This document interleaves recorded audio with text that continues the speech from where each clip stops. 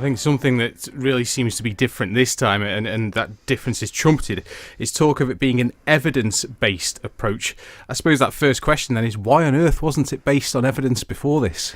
Unfortunately, in the past, I think there's been a dearth of data. I know when the Chief Minister was in my role as Health Minister, one of the things he banged on about many, many times was the lack of data and the lack of anything to base these things on. So over the last few years, there really has been a real concerted effort to go out there, get the data sets in place and be able to do what we do, policy making on evidence base. The concept of a minimum price for alcohol will be looked at, even though it seems to be in decline amongst younger people. It most certainly will. Our minimum pricing is mainly targeted at those sort of companies that do what are termed loss leaders, where they sell alcohol cheaper than what they're buying it in at in order to try and encourage people into their stores to buy other things. There has been evidence that in other jurisdictions that have looked at minimum price for alcohol, there's been great success in bringing down the amount of drinking. But it is worrying that there is that trend that the older generation, myself and my generation and above, are actually drinking more, and there's obviously health implications to that.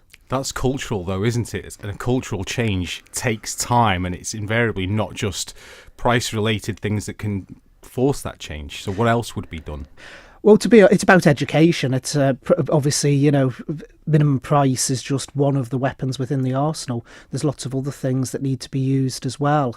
I think what's important is we get the educational message out there to people that they can be damaging their health. How can that be done effectively, though? Because these sorts of messages have been put out there many, many times over the years. They have, but now we actually have the evidence. We have the evidence base, whereas previously it's just been a generic message that's been shoved out there and said, drink, smoking, they all damage your head, your health. We're now actually getting the evidence base to be able to turn around and say to people, look, we've got the data, this is what's actually happening out there in our community.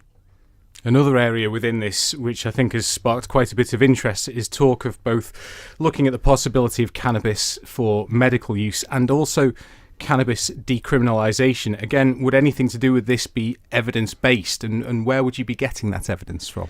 Yes, I mean, obviously, those that go through the courts in terms of the decriminalisation, we have that evidence anyway because they've been in the court system. In terms of the medicinal use of cannabis, there are other jurisdictions around the world that have varying different laws around this that we can look at what's actually happened since they did introduce medicinal cannabis.